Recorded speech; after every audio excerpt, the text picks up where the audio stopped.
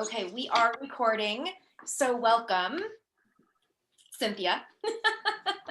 Hi, everybody who's watching the recording. Hi, July cohort. We miss you.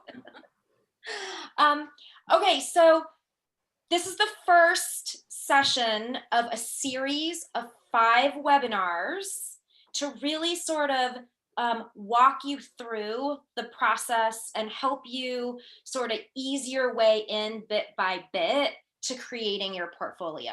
So congratulations on, getting through all the other stuff that it took to get here.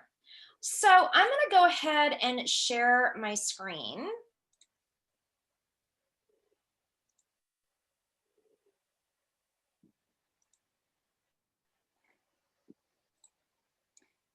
And every time I do this, it messes up my windows. So, okay, anyways, what I'm gonna ask you to do, Cynthia, normally I would have you put this in the chat, but I'm just gonna ask you to kind of take yourself off mute.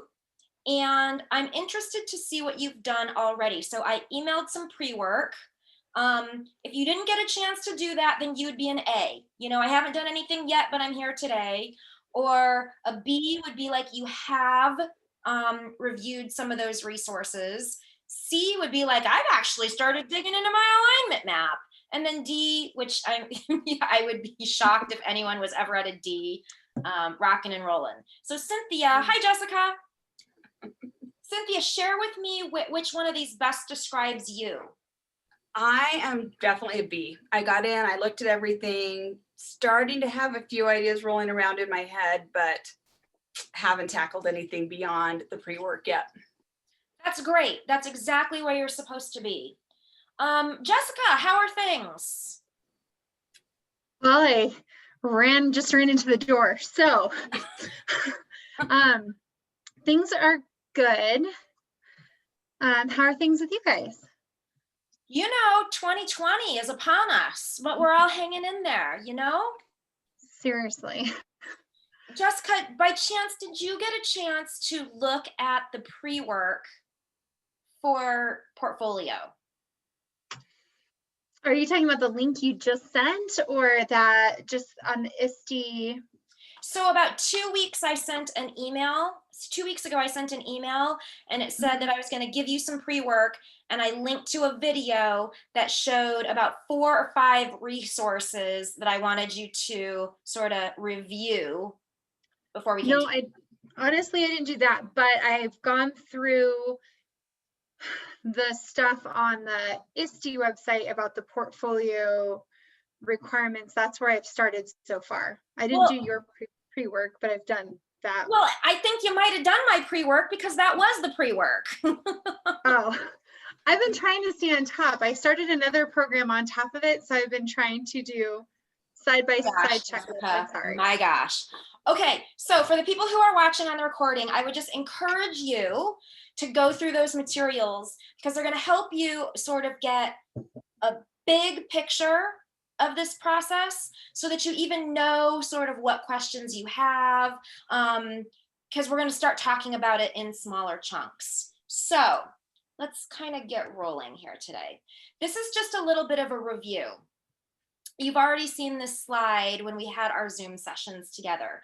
But when I say the term alignment map, recall that that is the same thing as me saying your portfolio. So you need to sort of make sure that you understand that terminology, that when you hear me say alignment map, I'm talking about your portfolio. Now, to become ISTE certified, you need to earn 20 out of 25 points. On your alignment map, there are 24 criteria that you will have to show evidence of having met. So 24 criteria equals 24 points.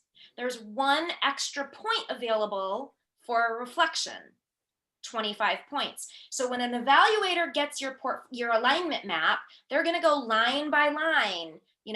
Criterion number 6, did you meet it or not meet it? Criterion number 7, did you meet it or not meet it? And that's how you earn your points, and you need 20 of them to pass. Recall that you will be able to submit 9 to 14 artifacts to show evidence of all 24 criteria. Now, I don't want you to panic about that. That's just a reminder. In fact, we're going to do a webinar, not today, but in a couple of months, we're going to do a webinar totally devoted to artifacts. So I don't want you to freak out on that bullet point. It's just a reminder. And when you submit your portfolio, you'll go into that bright space, Jessica, where you were, and it's actually in there just like an assignment in the online mods. It's just an assignment, and you'll literally upload your alignment map. That can be either in Word document form or PDF. Most of the time I see them in PDF format, but whatever kind of file. And this process is 6 months for a reason. And the reason I say that is because there's kind of two ways to look at a portfolio. And I want to explain the difference on this for you.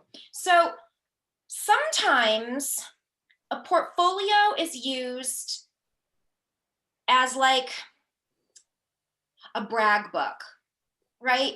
So it's almost like I did all this learning, and now I'm gonna compile some stuff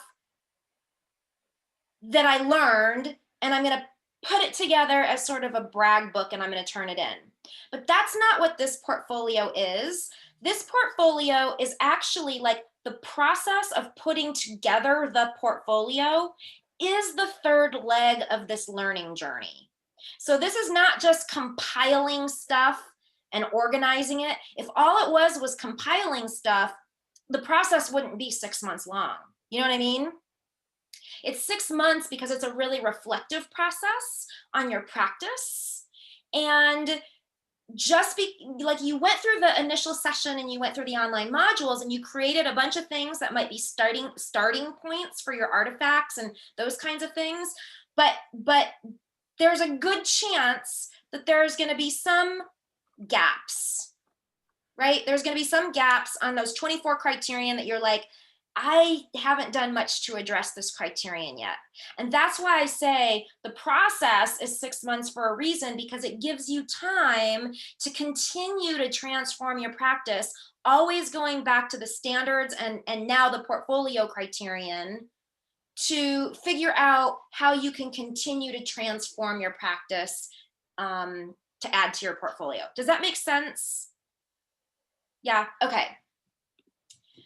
So I put together this very concise 3-step process.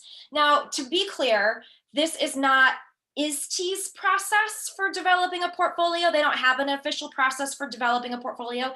This is like the world according to Leanne, because I've worked with a lot of people who have developed portfolios and I've read a lot of portfolios and all that kind of stuff. This is my process for putting together a portfolio that makes sense. And there are just 3 steps. The first step is having really good examples of the 24 criteria. Like that's the first step, is I've got to have good examples. The second step is being able to articulate those examples really clearly and really concisely for your evaluator to to really understand your example. So that'll come in the form of you writing a contextualization. And then the third step in the process is when you're asking, how can I show evidence of my really good example that I wrote up really clearly? And that's where your artifact comes in. So just a really quick 3-step process. And what you'll see is over the next 5 months, we're going to go through each one of these. So these are the dates and times of your portfolio series. And you'll see today, our focus, after I get done with this introduction here, we're going to be talking about the criteria. We're going to be talking about your examples. Next month, our web meeting is going to be talking about writing a good contextualization. And then the next month after that, we're going to be talking about evidence and creating and identifying artifacts. So it's just that 3-step process right in a row. Our 4th session together will be like a workshop where, you know, you should have things developed by then and we'll just workshop together. I'll come back to where it says review submission. Our 5th session together is going to be about tying up the loose ends and getting your portfolio ready to turn into ISTE. Like, what are those last pieces that you just want to tie up so that it's all in a nice, neat bow? What's really cool, and I'll go back to where it says review submission before, in between 4 and 5, is, Nan, you facilitated this group, right, Nan? I did. So And they don't know Suzanne, Anna. Was this you and Suzanne? This is Suzanne and I. Yep. Okay, so we have another trainer on our team. Her name is Anna. And Anna was one of the original ISTE portfolio evaluators.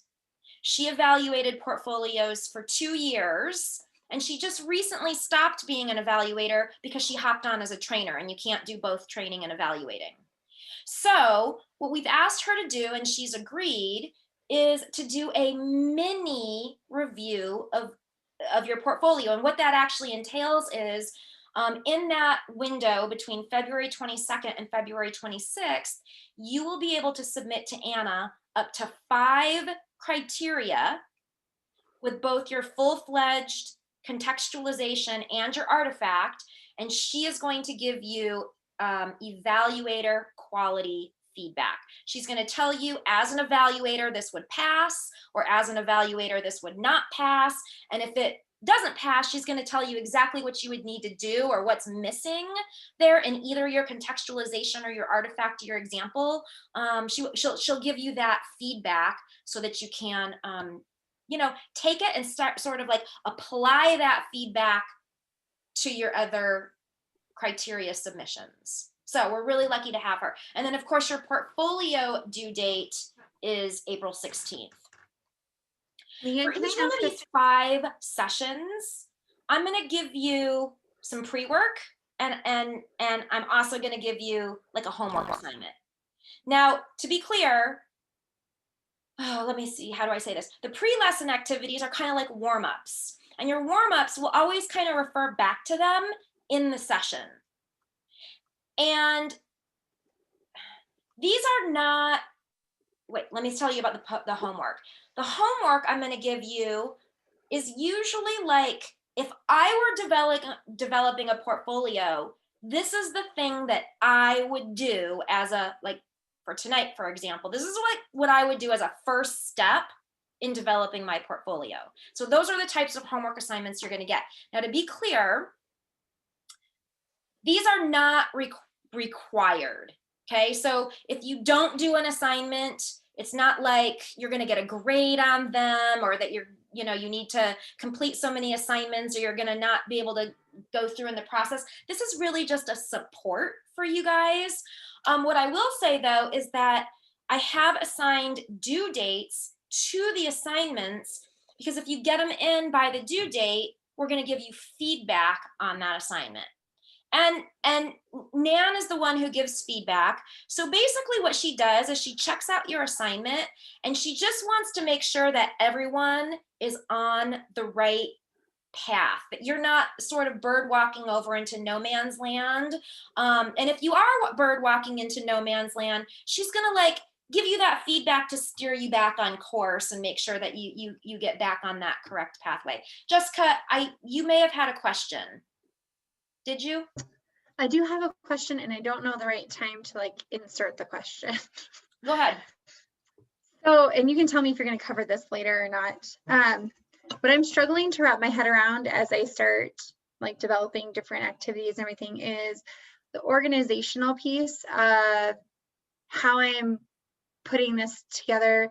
So if I have documents and pictures and all this stuff, is this something that I start making files in Google Drive and just start collecting documents? Is that how people typically organize this? Or is, so because I'm seeing that everything is linked in your portfolio. So like in the alignment map or whatever, you have links to different things. So are people creating all of this in Google Drive, in their Google Drive, and everything is linked to another document in Google Drive. Yeah, so I'm gonna cut you off for a couple of reasons. Number one is that's a really good question, and I'm gonna give you sort of a simple answer. Mhm.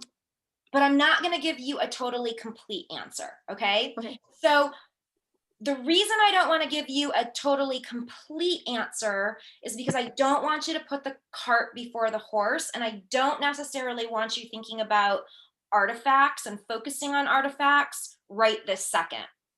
What I Okay. want us to think about today, and we'll get into this in just a second, is today I want us, and this month, I really want us focusing on our really good examples and not worry so much about the artifacts. We'll get to that. But a quick answer to your question is, as you think you have things, yes, throw them in a Google folder, and you might set up like a system in your Google Drive just for right now. This will change. We'll talk about artifacts later, but you might set up folders where you start bundling things that go together. For example, if you have a lesson plan, and for that same lesson plan, you have a rubric, and for that same lesson plan and rubric, you have, I don't know, I'm making this up, like an example of student work, you might just bundle that and put it all in a folder and label it so that you know what it is. And then just do that. And you don't have to number them right now, and don't worry about the 9 to 14. But yeah, as you think you have stuff, just start gathering and like combining them in a system that makes sense for you, so that when we get to the place where we start talking about artifacts, you're already kind of like, you have some stuff gathered and organized for yourself. Okay? Cynthia, did you have a question? Oh, I'm good. Okay. It made me feel better to say that I shouldn't be worrying about artifacts quite I yet. don't want you worrying about artifacts right now. Because that is what is really don't. stressing me out. Yeah, I know they stress everybody out, but it's not time to Amen. worry about that just yet. So tonight I want to talk about the most common pitfall that when I see evaluators give a not met, this is usually why. And it's that the submitter sort of misunderstands what the criterion is. So let me explain what I mean by that. Here's my analogy. It's kind of a wonky analogy, so bear with me. Let's say that I am a professor of photography. I'm teaching a photography class. And let's say that I ask all the students, we're working on colors, and I ask all the students to take a picture that highlights the color turquoise, right? And you can tell I got this example off that Facebook thing where they give you a color and you got to pull a, you know what I'm talking about? But okay, bear with me. So I have to take a photo that highlights the color turquoise. Well, let's say, and I'm going to pick on you, Cynthia. Let's say Cynthia turns in a photo and it highlights the color blue. So blue isn't totally off the mark. It's not like she turned in a photo that highlighted red, and red is not even in the ballpark of turquoise, but it's also not turquoise. So it's like a shade different than what was asked. You know what I mean? This is what I see when I say that submitter misunderstands the criterion. It's usually like they're in the ballpark of the criterion, but they didn't hit the nail on the head. So we're going to go through a few examples so it illustrates what I mean. And in the meanwhile, give me just 1 second because I'm going to turn on the light because I notice it's starting to get dark in here.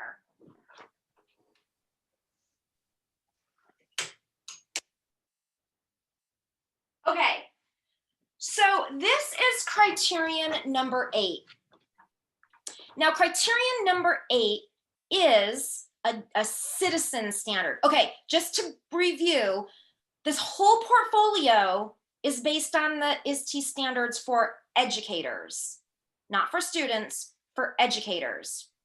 And every single one of the 24 criteria line up that like they're pulled directly from the ISTE standards for educators. So particular criteria align with particular standards. So number 8, implement learning experiences for students to be empathetic and socially responsible is a citizen. It's derived from the citizen standard.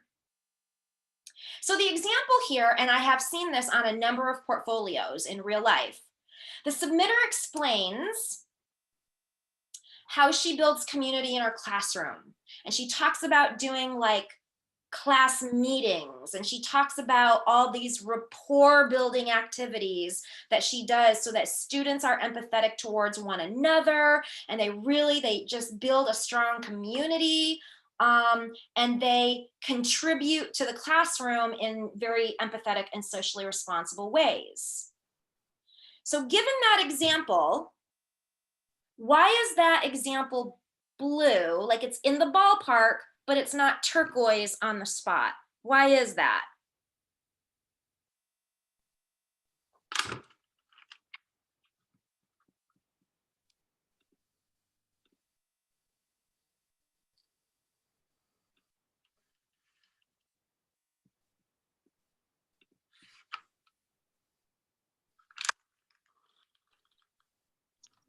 I'll give you a hint. Jessica, were you going to say something? I'll give you a hint first. It's a citizen standard. Good answer. And these are ISTE standards.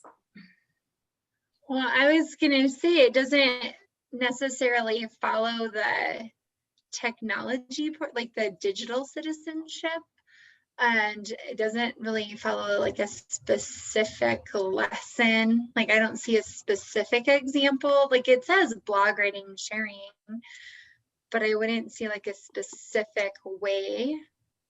Like I would have more questions like, well, what did that look like? How did you do it? Like, I just feel like there's like there's a blank there. There is. So you kind of gave 2 answers in there. Number 1, you said I don't really see the digital citizenship aspect of it, and number 2, like it's not written with enough detail. Right. So let's focus on the first thing that you said. This is a digital citizen standard. So let me go to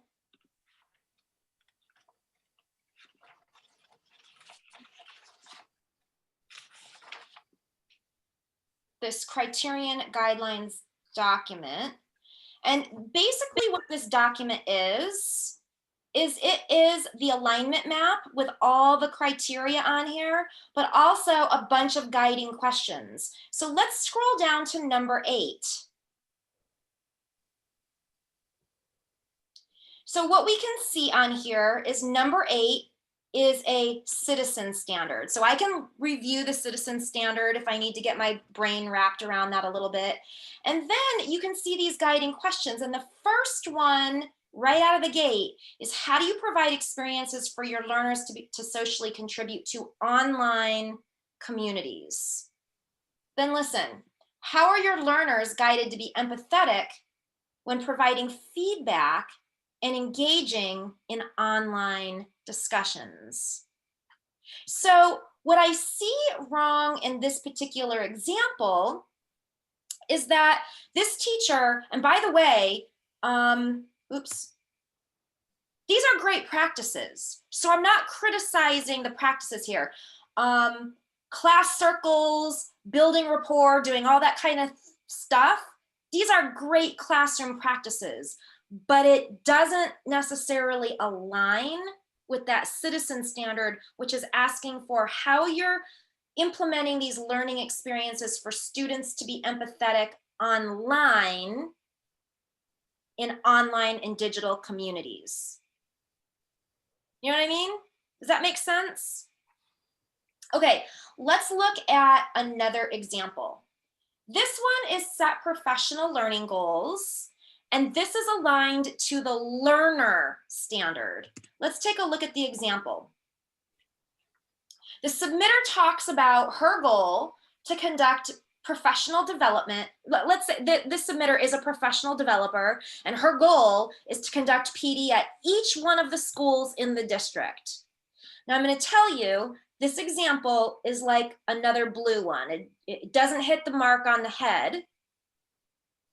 So how is this example sort of a misunderstanding of the criteria set professional learning goals? Well, when you look at the document, with the guidance, what the name of it? Criteria guidelines. It talks about her overall big picture learning goals as relates to herself. Not necessarily what she's going to take out and share with other people, but how is she learning? Yeah. Anything else? Hi, Stacy. Hello. Sorry, I didn't know if I was on mute. No, I'm you're not good. I showing- just wanted to say hi. I'm not showing myself because I'm homesick. So Yeah, you sound a little bit stuffed up. I hope you're okay. Glad that you could make it. And, I'll also send out the recording. So if at any time you have to pop out, if you're not feeling well, just know that I'll send out the recording. okay, thanks. Okay, so Cynthia, yes. In short, the question that's not answered in this example is, what is the learning goal? What does the submitter want to learn? And if I can't answer that question, then I would argue there is no learning goal in here. If I can't answer the question, what does the submitter want to learn? Now, what I can answer about this question is what the submitter wants to do, right? So there's a goal here, but it's not a learning goal. So what I would call this, I would actually call this an implementation goal or something. Like, this is a goal. It's not that it's not a goal, but it's not a learning goal. And this is the learner standard. So this is what I mean by it's blue, but it's not exactly turquoise, because this is asking for a learning goal. Okay, I think you get that example. Let's look at another one. Same criterion. Let's say that the submitter talks about his goal to become Google Level 2 certified. Why is this blue and not quite turquoise? What about this makes it blue?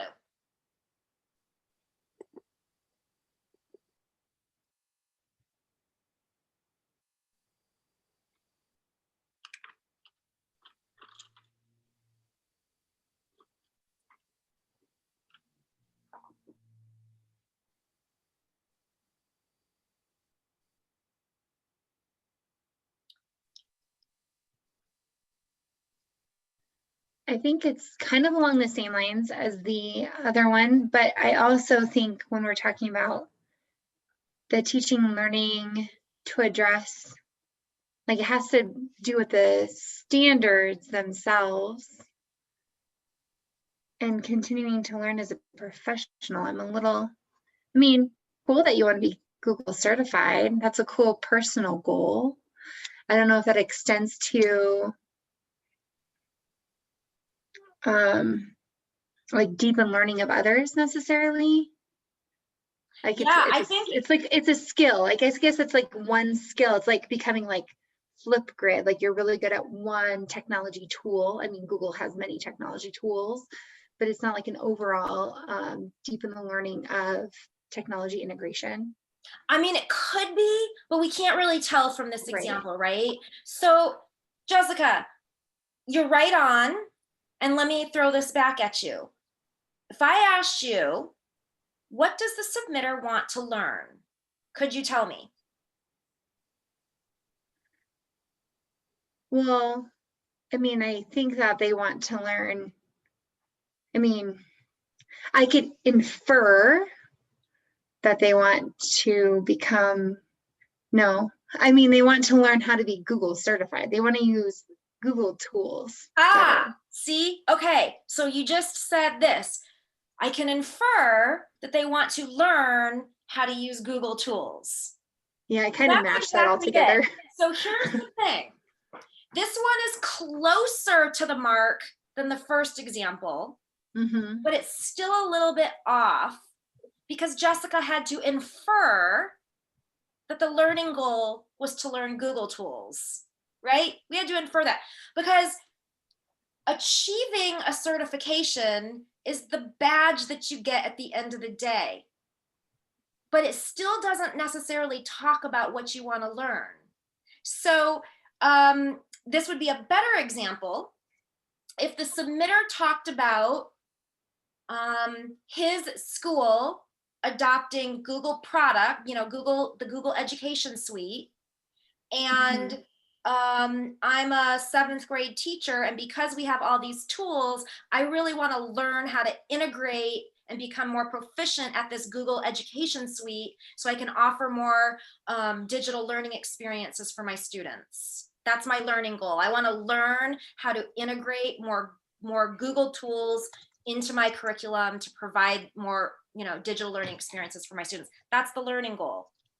At the end of it, he's probably going to become, becoming Google certified is like the means to the end, or it's the badge at the end of the day, but it's not the actual learning goal. Does that make sense? Yeah.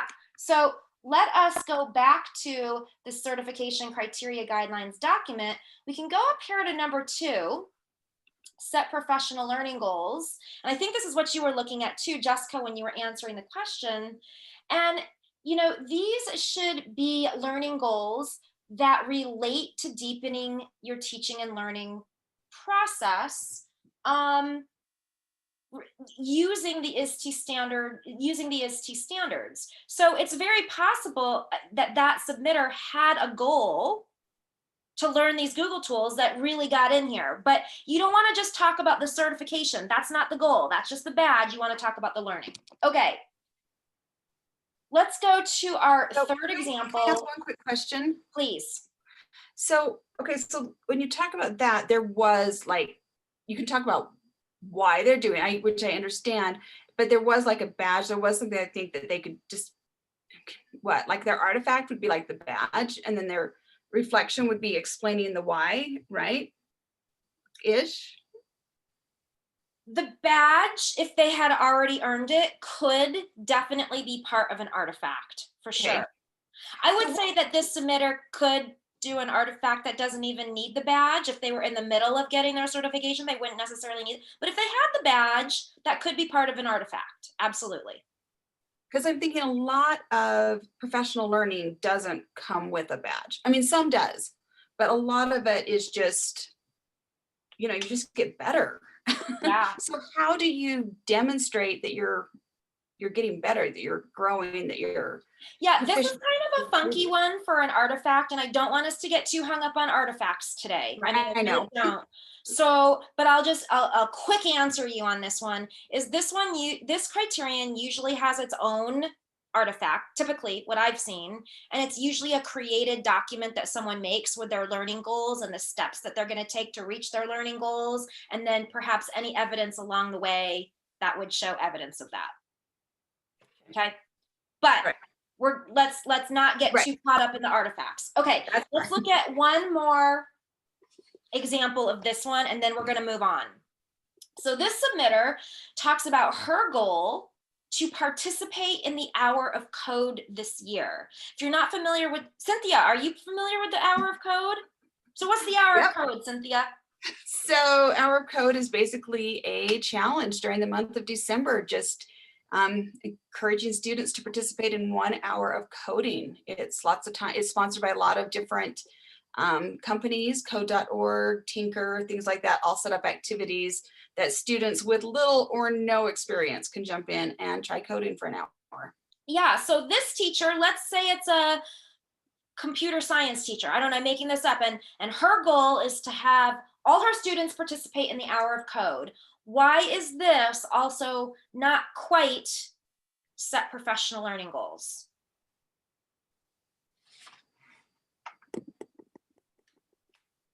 She doesn't address the why, like how it's going to improve, technology learning, or for herself or her students, or again, it's just kind of this standalone thing that you don't know what's going to be completely involved in it.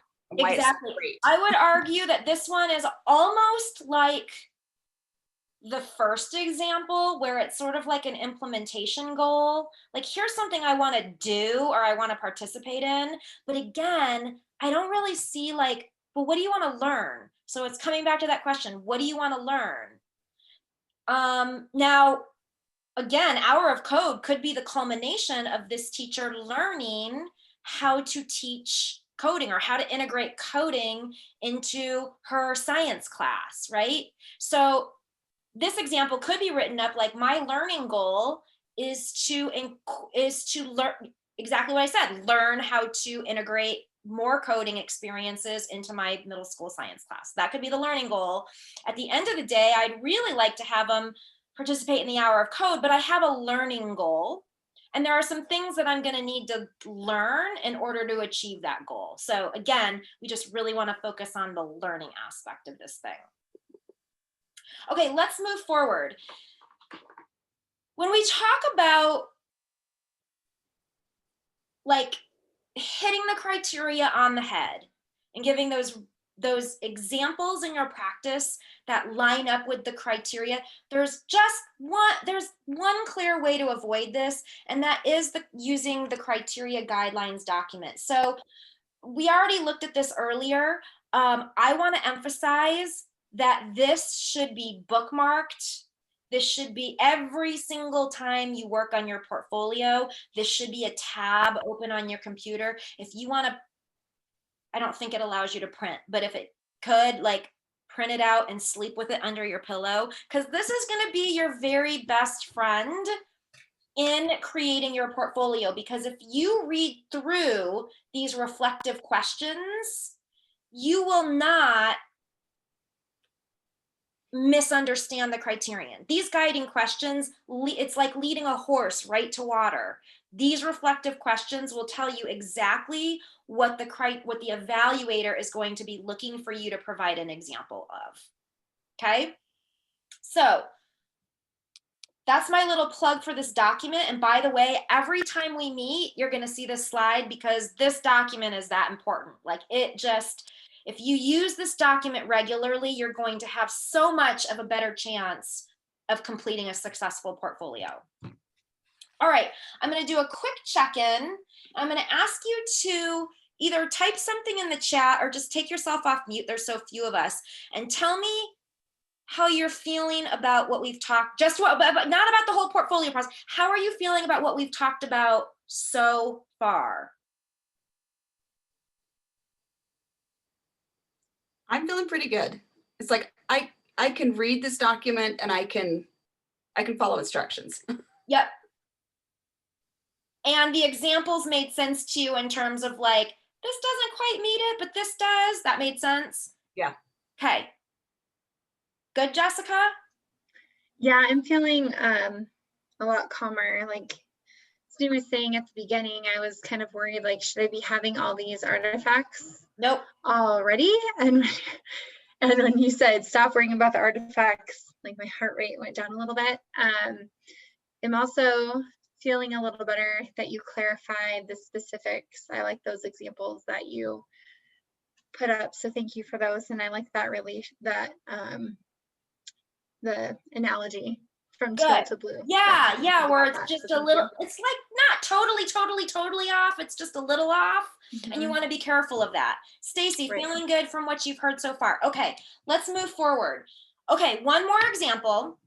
This one is number 25. Okay, so 25 is a analyst.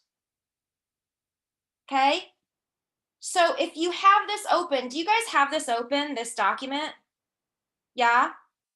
Okay, I'm going to put this link in the chat. If you don't have it open, I want you to open it. I put it in the chat. Oh, thank you. Oh yeah, it's in there like 6 times. Okay. 25, provide opportunities for students to reflect on their own learning data. So this is a real example from someone who emailed me from a previous cohort.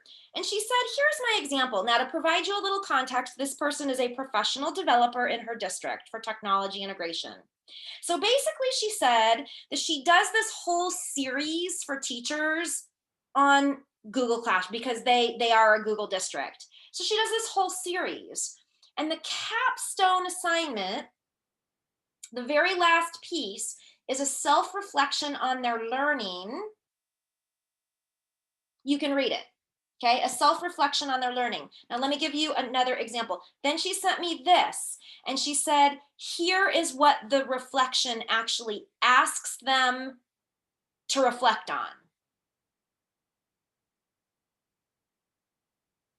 Now, remember, the criteria says provide opportunities for students to reflect on their own learning data. And I want you to look at this and tell me if this is turquoise, it hits the mark on the head for 25, or is it blue, it's a little bit off. I'm gonna give you just a minute because we're actually a little bit behind on our timing. So I'm gonna give you 1 minute to kind of ponder that. You can take yourself off mute anytime.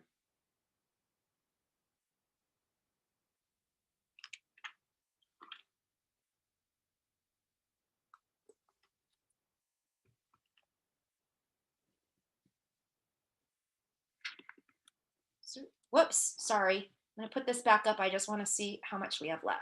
Okay. Okay, we're good.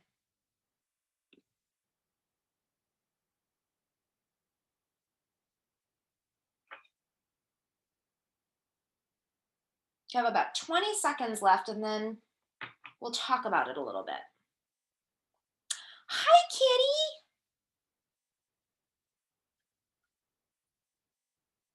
I feel like there's some purring going on. She looks like she's kind of doing a this.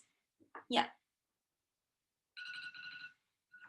Okay, what do you guys think? What are your thoughts? Like, what's running through your head on this one? I feel like it's not quite turquoise, but yet I can't really put my finger on why it's not. Something just doesn't feel quite right to me. But then I started to think, well, maybe I'm just overthinking it. So I don't know on this one. Okay, fair enough, fair enough. You feel I'm like with something's you. off, you can't put your finger on it. Jessica, what are you thinking? I'm with you, and I think it's because of the last part of 25. It is, keep going. So in what ways are your reflectors? What ways are your learners reflecting? And what happens because of this reflection?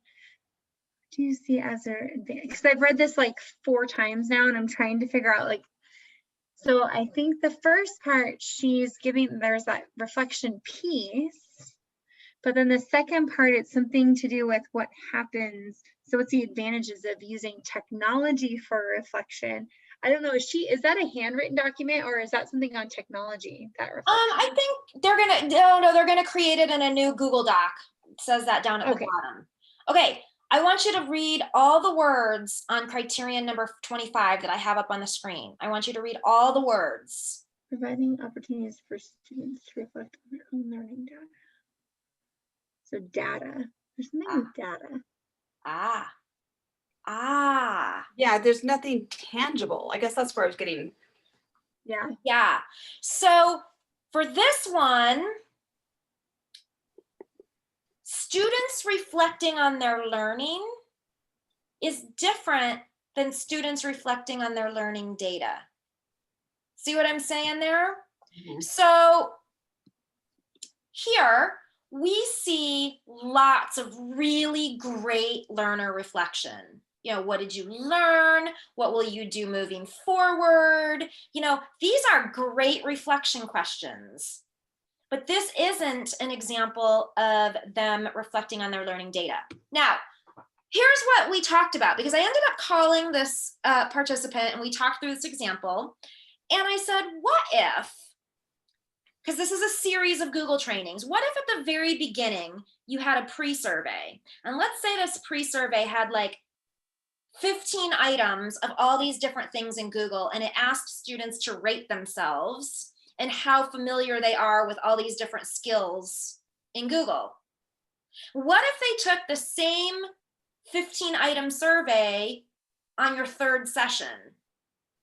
What if they took the same survey on your fifth session and they took the same survey on your very last session? And it only takes like, 2.5 minutes because it's just real quick. And what if on your very last session, they could pull up their own learning data and look at it across time? Or what if on their second or third session, they can reflect on the growth from the pre-survey to where they are now? And what if they can create a goal by looking at that data? Do you see where I'm going? Like if I have them take a pre and then again on session number 3, as a learner, I can go, wow, okay, I've already learned, I knew only 1 and now I know 4. And now I can set a learning goal and I know where I'm heading into tonight's session. So remember I told you, like in the Zoom sessions, really all of the standards kind of center around how do we create more empowered learning. And I would say that this example is a great example of how we can set our students up to be more informed about their own learning. We can have them start creating goals based on the data that we see, which empowers them as learners. Questions about that? Did that make sense? Yeah, okay. So, okay, I have this quick little thing in here. Bear with me. Remember we did this in the Zoom and you guys had to get an item? So just a really quick little refresher, reset our minds. The ISTE CERT portfolio process is like pickles because why?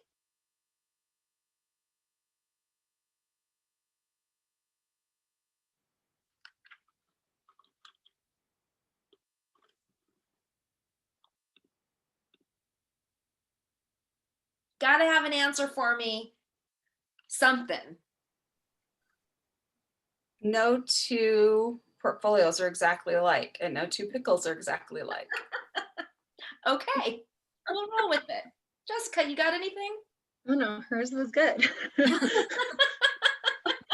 All of everything, even though oddly shaped and different shapes, fits together in a jar. Just like all of your artifacts will shove together in a jar. That's very good. I like it very much. Also, it's a little bit sour and a little bit sweet. Okay. Now, this is called a Your Turn activity, and we don't have time for it. But I never have time for this one, so I set it up for you to be able to do on your own. So what it is, it's an example where you have 3 examples. You can see the criterion, you can see which standard that is. This is a leader standard. This is a real submission. This was really her contextualization for that, and this was really her artifact. So there's 3 examples. There's one for number 7, there's one for number 8, and there's one for number 14. I'll tell you that of the 3 examples, 2 were awarded a meet and 1 was awarded a not meet. And so when we get done with this session, I would invite you, and I have this all linked up so you can find it, to figure out which one you think didn't meet. And the reason it didn't meet was because her example was blue, it wasn't turquoise. So figure out which one that is, and then I gave you a little video of me telling you the answer so you can see if you're right or not, okay? So that'll be an after the session little activity. And okay, there's another way that you avoid making this mistake. And this is so important that I'm taking myself off screen share. So Jessica, you said, I feel a little bit better because you told me not to worry about artifacts right now. And I am actually going to beg and plead with you not to think too much about artifacts right now. One of the ways that you can avoid doing blue examples and not turquoise examples is by not thinking about artifacts. Here's why. One of two things happens when you start thinking about artifacts. The first pitfall that can happen is that you begin hyper-focusing on all the things that you might have sitting in your files that could be good artifacts. And they may not represent your very best examples of that criteria, right? So I don't want you to pick an example because you have a file sitting in on your computer. That's not, I don't want you to pick that. I want you to be thinking about your best examples, whether you think you have artifacts to go with them or not. Okay, you with me on that so far? The second thing that can happen when you start thinking about artifacts too soon, and this happens because people email me. Like this one guy in one of our first cohorts, he emailed me. He was a STEM teacher, like he did like a lot of robotics and stuff. And he said, my class, my robotics club just won like the state competition. And we actually got written up in the local newspaper. And he's like, I really want to put this in my portfolio. Where does it go? See? And my answer to him was, I don't know. I actually don't know if that goes anywhere. Because what you end up doing is you end up thinking, this is, remember when I said in the beginning, like what you don't want to think about is like a brag book, right? Because what ends up happening is you've got this really cool artifact that I mean, he was doing great things, don't get me wrong, but it didn't actually have evidence in it that supported the standards. Because if it did, he would have been able to say immediately, this artifact supports number 12 or whatever. You see what I'm saying? So I don't want you to get in either of those habits. So we just want to focus on the examples. And if you remember, I started off the presentation and I said there are really 3 steps. The first step is finding good examples. That's step 1. Only after we have good examples do we want to then think about writing them up clearly. I mean, let's face it, if it's not a good example, there's really no reason to write it up. You know what I mean? If it's not a good example. So we want to have good examples, then we want to write it up clearly, and then we want to start thinking about how we can develop that evidence or what evidence we have. So I'm going to take us to your first portfolio assignment, and it is right here. Now you got the link to this yesterday. This was the email. Did it come from Edvolve or did it come from me, or who did this email come from? Do you remember? I think it came from Edvolve. Okay, so if you're watching the recording, should have gotten an email from Edvolve, and it was this space. So for lack of a better term, this is an LMS. It's not a true LMS, but it's close enough to an LMS that we'll call it that. This is where I house all the material for our portfolio support sessions. So let me walk you through the navigation.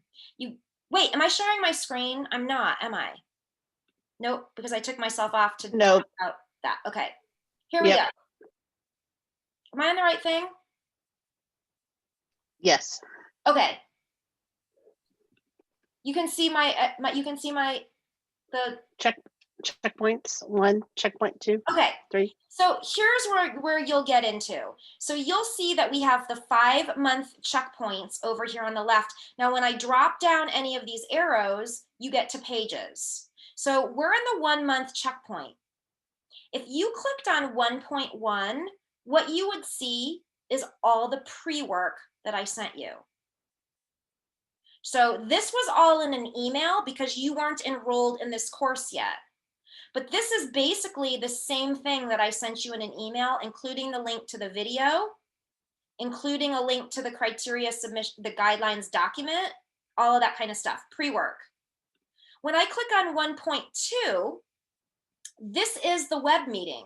So we've got the link to the web meeting here. We've got our little agenda. We've got the link to the criteria guidelines document, and even a link to the form where you could submit questions. We didn't get any questions.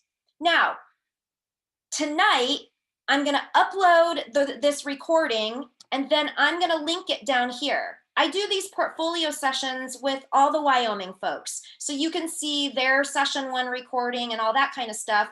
But when I have the recording for this session, I'll put it here next to Online July, because that's your cohort. You with me? If you scroll beneath here, here's that activity that we didn't have time for. Review the 3 criteria submissions. If you open this, it goes to those 3 examples that I showed you. You decide which 2 met and which didn't. And then when you think you know, you can check your answer, and that's just me in a video telling you the answer. So you can do that on your own, okay? Now, when I click over here to 1.3, this is your homework. And again, I'll reiterate, this is not required, but this is what I would do if I were developing a portfolio. This would be my first step. So first of all, this should take you 60 to 90 minutes, and it's all focused on reflection and getting those good examples that are turquoise, not blue. So what you're gonna do is, if you scroll down here, you'll see a template. It's called the ISTE Cert Initial Thinking template. You're gonna download it.